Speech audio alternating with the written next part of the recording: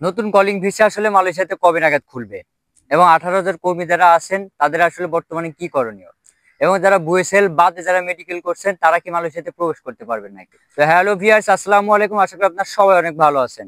তো বেশ, প্রতিবারের মতনই কিন্তু আবারও চলে আসলাম নতুন আরেকটা ভিডিও নিয়ে। সেটা হচ্ছে, আপনারা অনেকে আমাকে কমেন্ট করতেছেন যে ভাইয়া 18,000 কর্মী যারা আছে তাদের আসলে বর্তমানে কি করণীয় বা তারা আসলে কি করবেন, এবং যারা আসলে বুয়েসেল বাদে যারা মেডিকেল করছেন তারাও কি মালয়েশিয়াতে প্রবেশ করতে পারবেন নাকি? এবং সবচাইতে কমন যে প্রশ্নটা সেটা হচ্ছে যে নতুন কলিং ভিসা আসলে কবে নাগাদ খুলবে। সেই সকল বিষয় নিয়ে আজকে আমি আপনাদের সাথে বিস্তারিত কথা বলবো। তো ভিডিওটা সম্পূর্ণ মনোযোগ সহকারে দেখবেন, আর যদি ভিডিওটা ভালো লেগে থাকে তো অবশ্যই ভিডিওটা শেয়ার করতে ভুলবেন না। তো চলুন ভিউয়ার্স, কথা বাড়াচ্ছি না, মূল ভিডিওটা তাহলে শুরু করা যাক। তো বেশ, প্রথমেই কিন্তু আসা যাক আসলে নতুন কলিং ভিসা কবে নাগাদ খুলবে সেটা নিয়ে আপনাদেরকে আসলে বিস্তারিত জানানোর চেষ্টা করি। সেটা হচ্ছে, নতুন কলিং ভিসা ইনশাল্লাহ খুব শীঘ্রই খুলবে। সেটা আগস্টেই খুলবে, হয়তোবা 15 তারিখ 20 তারিখ এর ভিতরে কিন্তু আপনারা কিন্তু আপডেট কিন্তু শুনতে পাবেন। তার কারণ হচ্ছে, আপনারা সবাই অবগত আছেন যে বর্তমানে কিন্তু মালয়েশিয়া এবং বাংলাদেশ হাই কমিশনের কিন্তু একটা সামনে কিন্তু মিটিং আছে। এটা হচ্ছে যে আগস্টের 12 তারিখে মালয়েশিয়াতে কিন্তু সফরে আসতেছেন ডক্টর মোহাম্মদ ইউনূস স্যার। তিনি কিন্তু মালয়েশিয়ার সফরে কিন্তু আসতেছেন এই নতুন কলিং ভিসা খোলার ব্যাপারে কথা বলবে, এবং মালয়েশিয়াতে কিন্তু অনেক কিন্তু অবৈধ কিন্তু প্রবাসী যারা আছে তাদেরকে কিন্তু বৈধকরণ নিয়েও কিন্তু কথা বলার জন্য কিন্তু ডক্টর মোহাম্মদ ইউনূস স্যার কিন্তু মালয়েশিয়া সফরে কিন্তু আসতেছে। এবং আপনারা সবাই অবগত আছেন, বাংলাদেশ মালয়েশিয়াতে কিন্তু বর্তমানে কিন্তু নেপাল, ফিলিপাইন, ইন্দোনেশিয়া, ইন্ডিয়া এই সকল দেশগুলোতে কিন্তু কলিং ভিসা কিন্তু খোলা আছে, কিন্তু বাংলাদেশ এবং কিছু কিছু কান্ট্রিতে কিন্তু কলিং ভিসাটা কিন্তু বন্ধ আছে। এই ব্যাপারেও কিন্তু আমি এর আগেও আপনাদেরকে একটা ভিডিও করে কিন্তু জানাইছিলাম। আপনারা চাইলে কিন্তু সেই ভিডিওটাও কিন্তু দেখে আসতে পারেন। আর নতুন কলিং ভিসা খোলা রিলেটিভ আরো একটা যে আপডেটটা আছে সেটা হচ্ছে যে, আপনারা সবাই জানেন যে মালয়েশিয়াতে কর্মী আনার জন্য যে সকল নিয়োগকর্তারা আছে তারা কিন্তু আগে কিন্তু কেডিএন এর আন্ডারে কিন্তু তাদের কিন্তু আবেদন করা লাগতো। আর সেটাই কিন্তু গতকালকে যে আপডেটটা আছে সেটা হচ্ছে যে এখন থেকে কিন্তু FWCMS এর মাধ্যমে কিন্তু মালয়েশিয়াতে যে সকল নিয়োগকর্তারা আছে বা যাদের আসলে কর্মী লাগবে বা কর্মী কোন কাজে লাগবে, কতগুলো কর্মী লাগবে, সেই সকল সংক্রান্ত আবেদন কিন্তু তারা কিন্তু এখন কিন্তু FWCMS এ কিন্তু করতে পারবে। এটা কিন্তু গতকালকে কিন্তু আপডেট।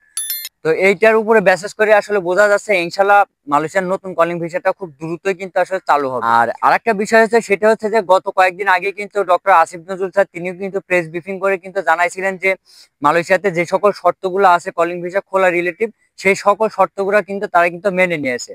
এটা কিন্তু ডক্টর মোহাম্মদ আসিফ নজরুল তিনি কিন্তু প্রেস ব্রিফিং করে কিন্তু সবাইকে কিন্তু আসলে জানাইছিল। তো এখানে আমার কিছু কথা আছে, সেটা হচ্ছে যে আমি এর আগে কিন্তু আপনাদেরকে প্রতিনিয়তই কিন্তু মালয়েশিয়ার কলিং ভিসা রিলেটিভ কিন্তু আপডেট কিন্তু আমি কিন্তু আপনাদেরকে দিয়ে যাচ্ছি। তো বেশ কয়েকদিন আগে আমি একটা আপডেট দিয়েছিলাম, সেটা হচ্ছে যে 18,000 কর্মীদের আপডেটে আগস্ট মাসে আসবে, এবং নতুন কলিং ভিসা রিলেটিভে আপডেটটাও কিন্তু আগস্ট মাসে কিন্তু আসবে।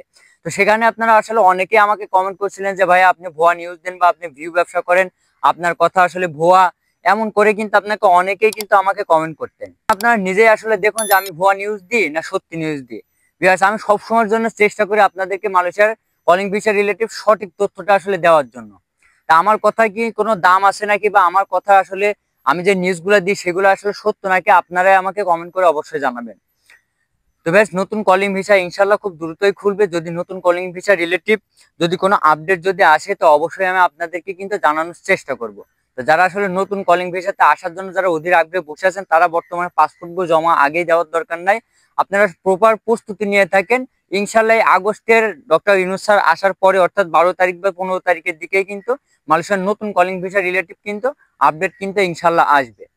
তো বেশ, এবার দ্বিতীয় বিষয়টা আসা যাক, সেটা হচ্ছে যে 18,000 কর্মী বা বুয়েসেল এর মাধ্যমে যারা মেডিকেল করছেন তাদের আসলে বর্তমানে করণীয়টা আসলে কি।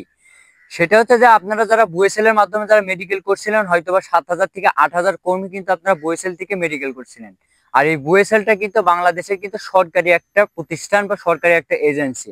এটা কিন্তু সরকারি ভাবে কিন্তু মালয়েশিয়াতে কিন্তু তারা কর্মী পাঠায়। আপনারা কিন্তু অনেকেই আছেন যারা বুয়েসেল এর মাধ্যমে মেডিকেল করছিলেন, তারা কিন্তু অলরেডি কিন্তু মেসেজ কিন্তু পেয়ে গেছেন।